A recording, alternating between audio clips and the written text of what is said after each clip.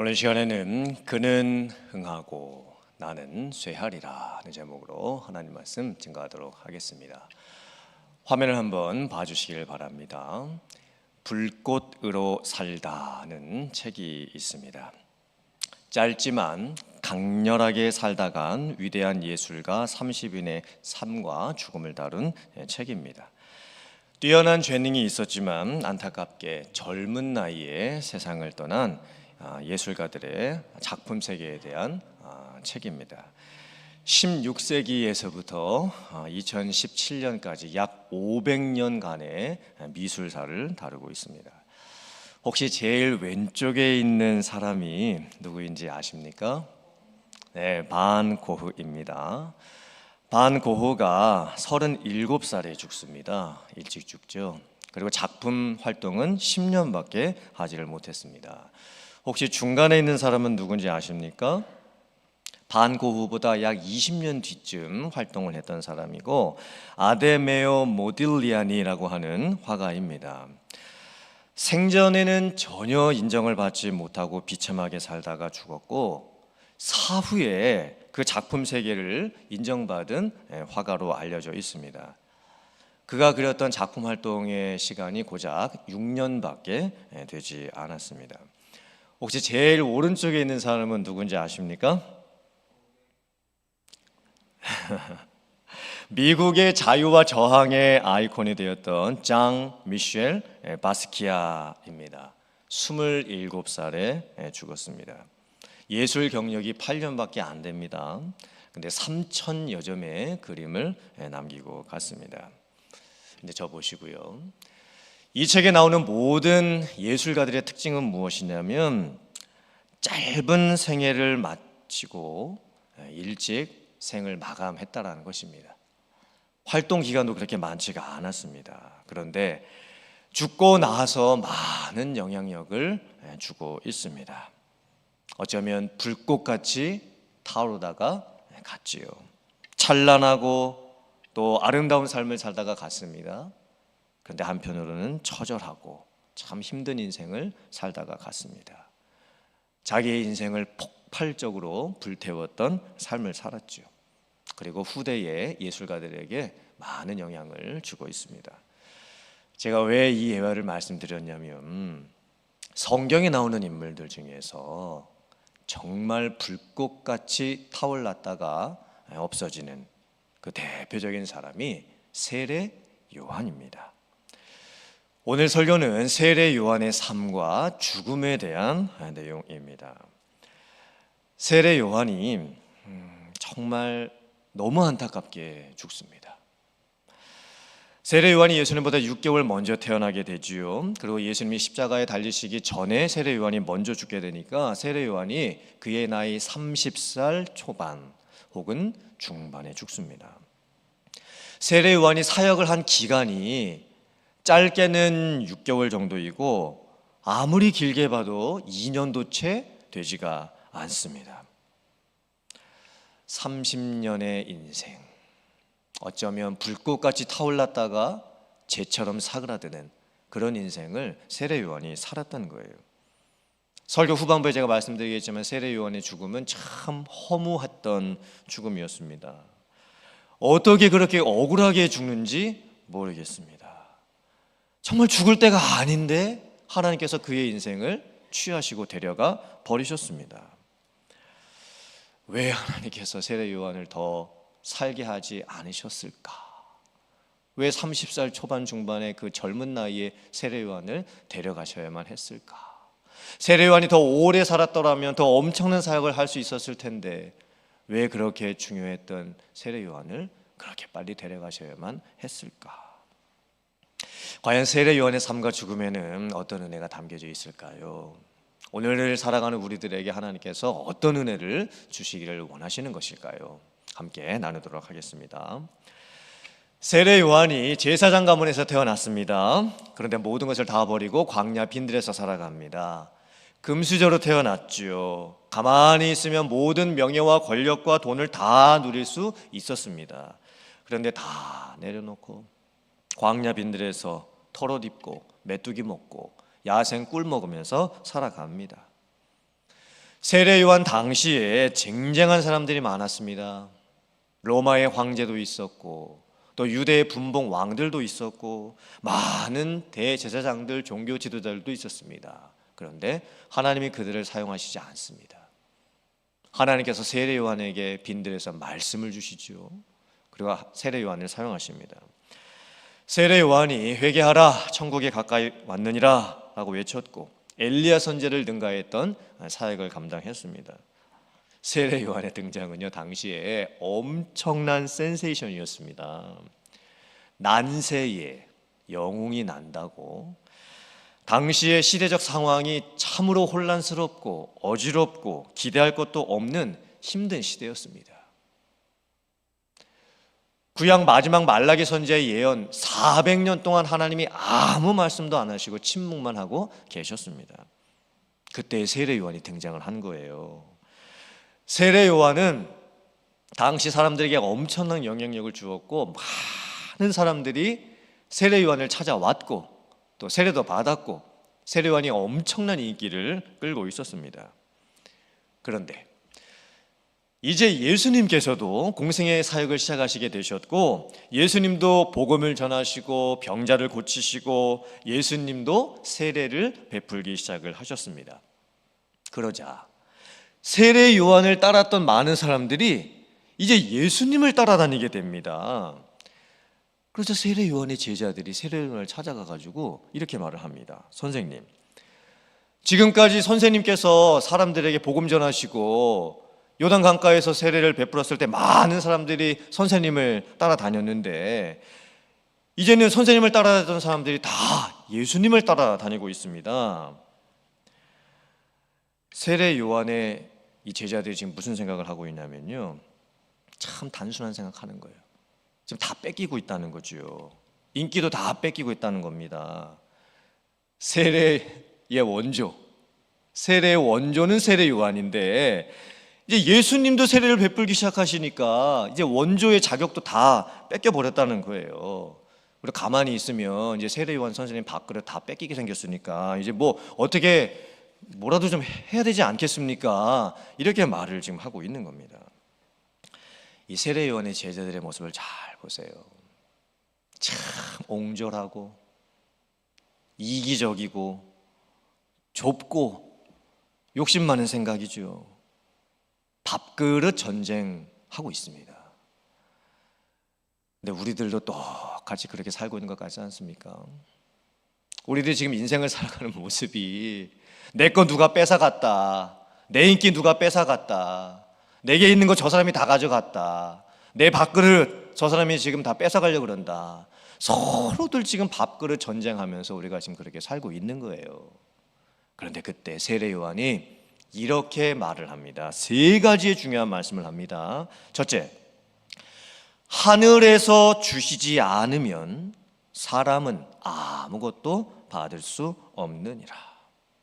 즉 하나님께서 주시지 않으시면 사람은 아무것도 가질 수가 없다. 즉 사람에게 있는 것, 사람이 가지게 되는 것, 사람이 만들어내는 것은 사람 스스로가 하는 것이 아니고 다 하늘에서 오는 것이다. 하나님께서 주시는 것이다. 세례 요한은요, 자기 인생의 소중함, 자기가 가지고 있는 모든 것, 자기가 세례를 베풀었던 능력, 자기가 복음 전했을 때 사람들이 회개하고 죄사함 받고 자기에게 세례를 받았던 열매, 자기를 따르고 있었던 많은 사람들도 자기가 잘나서 그렇게 한 게 아니라 하나님이 나에게 주셔서 그렇게 했던 것이라고 고백을 하고 있는 거예요. 그리고 하나님께서 이제는 예수님께 메시아의 직분을 주셨고 하나님께서 예수님께 천국 복음의 권위를 허락하여 주셨고 하나님께서 예수님께 병 고치는 능력을 주셨고 하나님께서 예수님께 사람들을 주셨는데 그리고 사람들이 이제 예수님을 따르고 있는데 내가 어찌 그것을 막을 수 있겠느냐. 지금 예수님에게 있는 것은 다 하늘에서 온 것이고 하나님께서 예수님께 허락해 주신 것인데 내가 그것을 어떻게 다 막을 수가 있겠느냐. 이렇게 지금 고백을 하고 있습니다. 참 놀라운 고백 아닙니까? 사람은 하나님이 주시지 않으면 아무것도 받을 수가 없다. 참 대단한 믿음의 고백이죠. 화면 보시고 역대상 29장 11절 이하의 말씀 같이 봉독해 보겠습니다. 시작. 여호와여, 위대하심과 권능과 영광과 승리와 위엄이 다 주께 속하였사오니 천지에 있는 것이 다 주의 것이로소이다. 여호와여, 주권도 주께 속하였사오니 주는 높으사 만물의 머리이심이니이다. 부와 귀가 주께로 말미암고 또 주는 만물의 주제가 되사 손에 권세와 능력이 있사오니 모든 사람을 크게 하심과 강하게 하심이 주의 손에 있나이다. 아멘. 다윗의 신앙 고백이었죠. 천지가 다 하나님의 것입니다. 모든 영광과 능력과 주권이 다 하나님께 속해 있습니다. 부귀와 재물과 돈이 오는 것도 하나님께로부터이고 사람이 권세를 갖고 명예를 갖고 높음을 갖게 되는 것도 다 하나님께 달려있고 어떤 일이 잘 되거나 안 되는 것도 형통하게 되는 것이나 막히는 것도 강하게 되는 것이나 약하게 되는 것도 다 하나님으로부터 말미암음입니다. 이렇게 고백을 하고 있습니다. 근데 우리는 어떨까요? 정말 여러분들 이런 믿음의 고백을 가지고 살아가고 계십니까? 세상에는 많은 사람들이 밥그릇 전쟁하고 있지요. 다 내가 한 것이고 내 힘으로 한 것이고 내가 열심히 수고해서 얻은 것이고 다 내 밑에 있어야 된다고 생각을 합니다. 자꾸 우리는 남보다 높이 올라가려고 하지요. 하지만 사람이 높이 올라가 본들 얼마나 높이 올라갈 수가 있겠습니까? 높이 올라가면 추락할 때 더 아프기만 할 뿐입니다. 하나님만이 높으신 분이십니다. 하나님만이 주권을 가지고 계십니다. 하나님께만이 주권이 있고 크게 하시는 것, 강하게 하시는 것, 형통하게 하시는 능력이 하나님께 있습니다. 이 믿음의 고백을 갖고 살아갈 수 있는 우리들이 되어야 될 줄 믿습니다. 둘째 세례 요한이 이렇게 고백했습니다. 자기는 들러리 인생일 뿐이다. 자기는 들러리를 하기 위해서 지금 살고 있을 뿐이다. 세례 요한이 고백하자. 나는 그리스도가 아니다. 나는 단지 예수님 앞에 와서 예수님에 대해서 알려주고 예수님의 길을 예비하는 사람일 뿐이다. 사람들이 나를 따르지 않고 이제 예수님께 가는 것이 나는 오히려 더 잘됐다고 생각을 한다. 나는 그것이 오히려 더 기쁘다. 왜냐하면 나는 신랑이 아니고 신랑의 친구일 뿐이다. 신랑의 기쁨은 신부를 취하는 것이고 신랑 친구의 기쁨은 신랑이 기뻐하는 것을 보는 것뿐이다. 나는 그렇게 들러리다. 이렇게 좀 고백을 하고 있는 거예요. 나는 예수님이 기뻐하시는 그것을 보는 것만으로도 충분하다. 나는 내 기쁨이 중요한 게 아니라 내가 그렇게 전했던 그 예수님께서 기뻐하시고 예수님의 사역이 잘 되는 것, 나는 그것만 봐도 나는 기쁘다. 이렇게 고백을 하고 있습니다. 이 미국 결혼식 이 문화를 보면 독특한 게 들러리 문화가 있지요. 신랑은 한 명인데 베스트맨은 뭐 4-5명 됩니다. 그리고 신부는 한 명인데 신부의 들러리도 또 막 5-6명씩 됩니다. 들러리의 역할이 뭐죠? 들러리는 신랑 신부를 돋보이게 해주고 신랑 신부를 도와주는 역할을 하는 겁니다. 그래서 들러리를 누가 할까요? 신랑 신부의 가장 친한 친구들이나 가족들이 할 수밖에 없습니다. 왜냐하면 들러리는 사람들이 하고 싶지를 않아 하기 때문입니다. 솔직히 누가 들러리를 하고 싶겠습니까? 자기는 찌그러지고 신랑 신부는 돋보이도록 해줘야 되는데 누가 들러리를 하고 싶겠어요?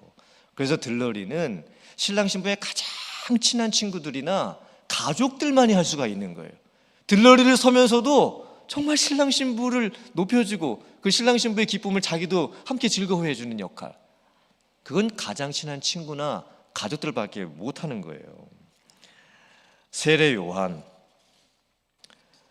예수님만이 드러나는 그 소원만을 가지고 있었습니다. 심지어 이렇게까지 고백했지요. 나는 예수님의 신발끈을 풀기도 부족한 사람이다. 나는 예수님의 신발끈 푸는 것도 감당하지 못할 사람이다. 예수님 당시의 유대 사회에서는요, 신발끈 묶어주고 풀어주고, 그리고 주인이 밖에 나갔다가 다시 집에 돌아오면 그 발을 씻을 수 있는 샌들을 신고 다녔기 때문에 먼지가 많이 묻어 있잖아요. 그러면 이제 신발 벗겨주고 그 다음에 발 닦여주는 이 역할을 종이 했습니다. 노예가 했지요. 그러면 지금 세례요한이 어떻게 고백하는 거예요? 나는 예수님의 종일 뿐이고 나는 예수님의 노예일 뿐이다. 이렇게까지 고백을 하는 거예요. 얼마나 겸손한 모습입니까? 셋째, 세례요한이 이렇게 말합니다. 예수님은 흥하여야 하겠고 나는 쇠하여야 하리다. 이 고백은 단순하게 예수님은 높여드리고 나는 낮아지기 원한다, 이런 겸손의 고백이 아닙니다. 훨씬 더 깊은 의미가 담겨 있습니다. 세례 요한이 예수님은 흥하고 나는 쇠하여야 하리라 이 고백을 하고 나서 이제 요한복음이 어떤 말씀을 계속 이어나가냐면 세례 요한하고 예수님을 비교하는 말씀을 이제 계속합니다. 그러면서 땅에 있는 것과 하늘에 있는 것의 이 차이에 대해서 말씀을 하고 있습니다. 세례 요한은 땅에 속한 사람이지만 예수님은 하늘에 속한 사람이시다. 세례 요한은 땅의 것을 말하는 사람이지만 예수님께서는 하늘의 것을 직접 보고 들으시고 하늘의 것을 말씀하시는 분이시다. 세례 요한은 결국에는 땅으로 돌아갈 사람이다, 죽고 나서. 하지만 예수님께서는 다시 하늘로 올려지실 분이시다.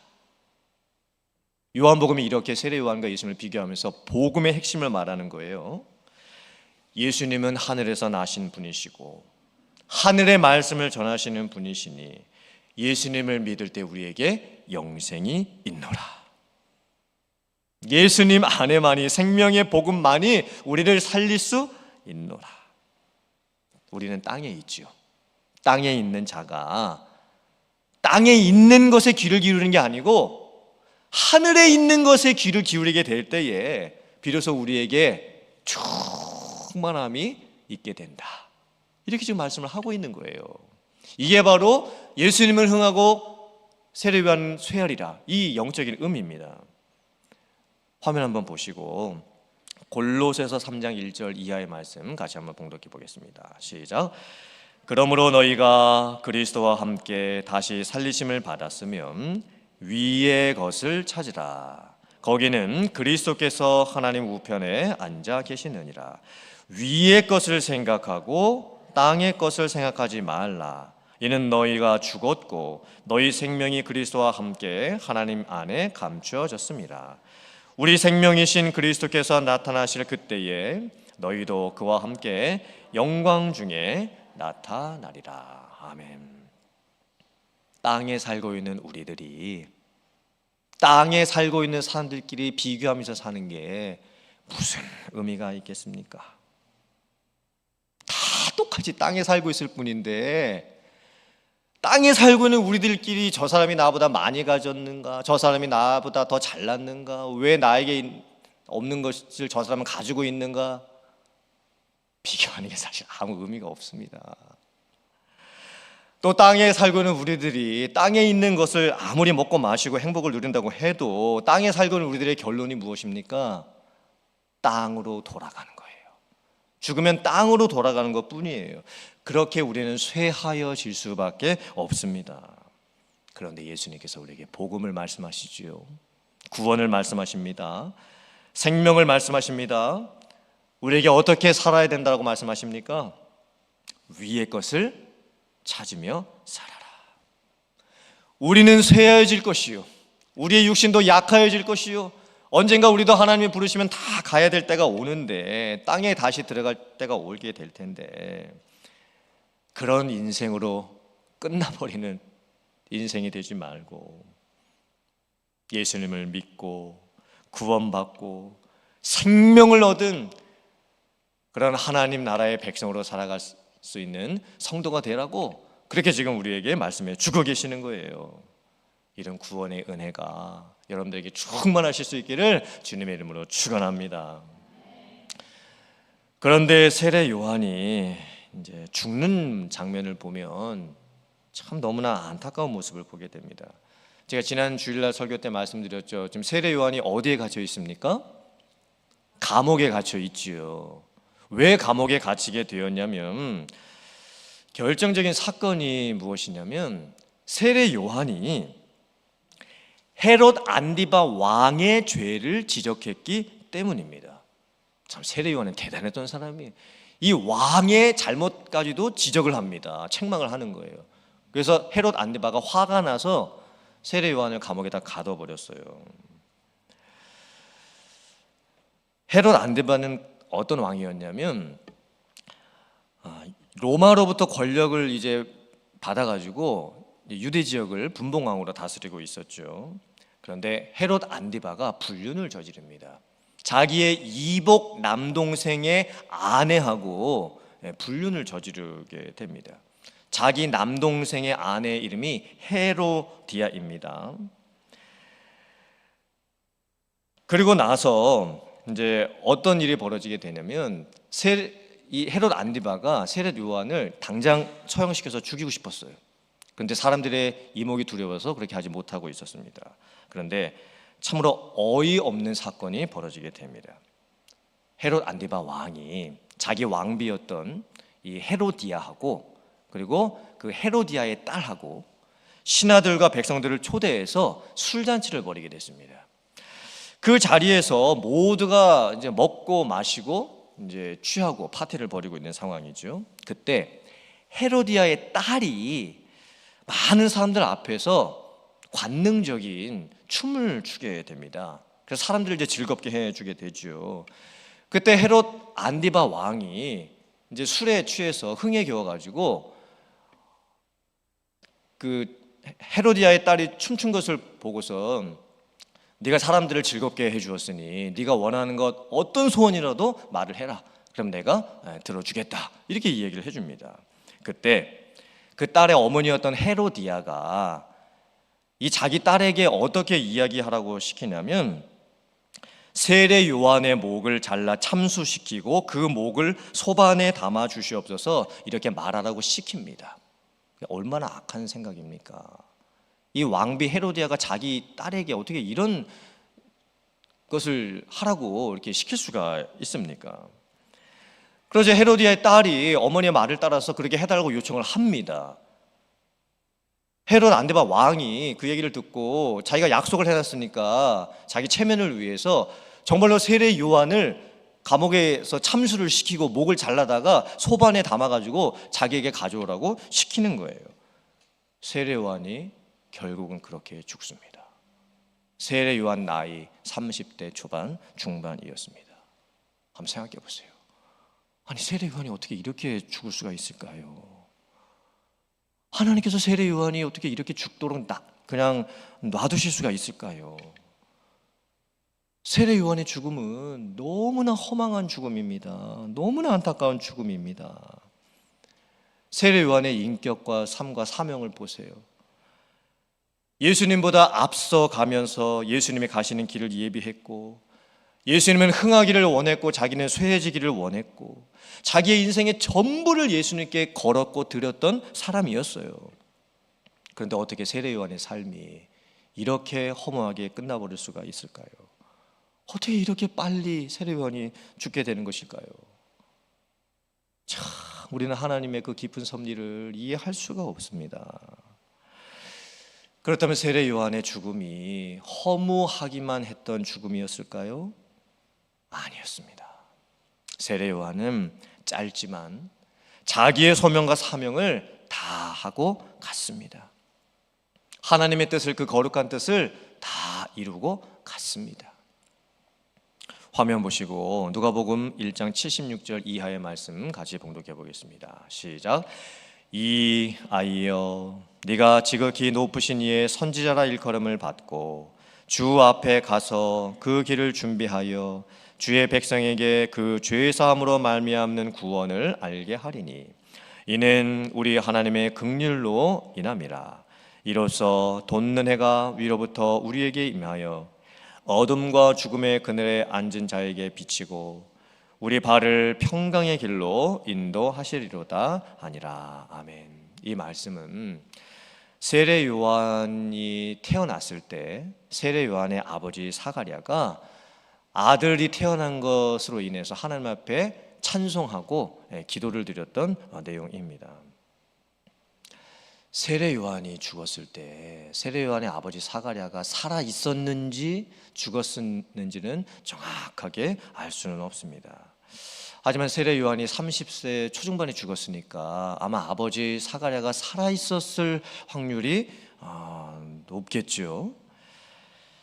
만약에 아버지 사가랴가 살아 있었다면 자기 아들이 30대 초중반에 이렇게 억울하게 죽는 모습을 보고 아버지로서 어떤 반응을 보였을까요?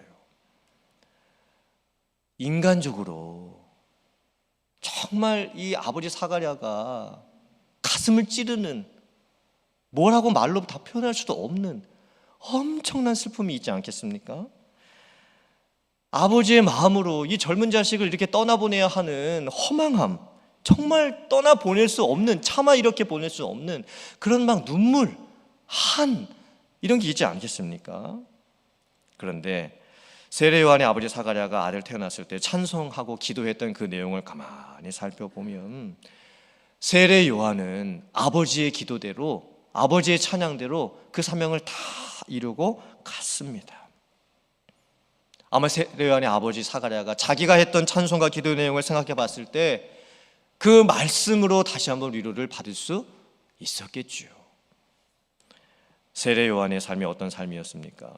예수님 앞에서 주님의 길을 예비했던 사명, 죄 사함으로 말미암는 구원을 알게 했던 사명, 땅에 있는 사람들에게, 어둠과 죽음의 그늘에 앉아 있었던 사람들에게 돋는 해가 위로부터 떠올라서 구원이 임하는 것을 전해줬던 사명, 이 모든 사명을 세례 요한은 다 이루고 간 거예요. 세례 요한이 참 불꽃같이 타올랐다가 재처럼 사그러들었죠. 하지만 세례 요한의 인생은 정말 하나님 안에서 그 뜻을 다 이루고 갔던 삶이었습니다. 인생이라는 것이 긴 것 같지만 참 짧습니다. 빨리 지나갑니다. 이 소중한 인생을 어떻게 살아야 할 것인가, 어떻게 하면 의미 있는 삶을 살 수가 있을 것인가, 너무나 중요한 질문입니다. 저도 그랬습니다. 대학교 2학년 때 어머니 돌아가시고 큰 충격받고 방황하다가 은혜 받고 소명 받고 신학대학원에 들어간 것이 1998년이었습니다. 그때 제 나이 25이었습니다. 그리고 지금까지 26년 이제 사역을 하고 있습니다. 정말 한순간도 헛되이 산 적은 없었던 것 같습니다. 제가 젊은 나이 25살 그때부터 저한테 어떤 인생관이 있었냐면, 나는 오늘 죽을 수도 있다. 저는 어머니의 그 허망한 죽음을 보면서 정말 너무나 큰 충격을 받았고, 그 25살 된 그 젊은이의 이 인생관에 무슨 생각이 들었냐면, 나는 오늘 죽을 수도 있다. 하지만 그게 비관적인 생각은 아니었습니다. 하나님께 내 생명이 달려있다. 이 믿음의 고백이었죠. 그렇다면 내가 짧든지 길든지 몇 년의 인생을 내가 앞으로 살지 모르는데, 나는 어떻게 내 인생을 소중하게, 아름답게, 빛나고 열매 맺게 살아갈 수 있을까? 저는 지금까지 그 고민하면서 살고 있습니다. 그리고 제 인생의 최고의 가치가 하나님께서 나에게 생명을 주시는 동안 하나님의 일을 하다가 하나님께서 부르시면 그때가 되면 가는 것, 그리고 내 인생의 모든 것을 되돌아보면서 다 하나님께서 하신 일이라고 이렇게 고백할 수 있게 되는 것, 그게 저의 인생의 소망입니다. 사랑하는 성도님들, 이제 세례 요한 시리즈 설교를 다 마칩니다. 이 세례 요한이 마지막으로 보여준 이 모습이 참으로 우리에게 주는 은혜가 너무너무 큽니다. 사랑하는 성도님들, 이 세례 요한을 통해서 주셨던 이 말씀의 은혜를 잘 간직하시기를 바랍니다. 그리고 예수님은 높여드리고 나는 낮아질 수 있는 삶, 예수님은 흥하고 나는 쇠하여질 수 있는 삶. 언제 우리의 인생이 또 그렇게 끝날지 모르겠지만 하나님 은혜 안에서 사명을 감당할 수 있는 여러분들 되시기를 바라고, 하나님께서 생명을 주시는 동안에 정말 가치 있는 인생을 살아가고 하나님께서 주시는 마지막 상급을 귀하게 받아들일 수 있는 여러분들 다 되실 수 있기를 주님의 이름으로 축원합니다. 아멘.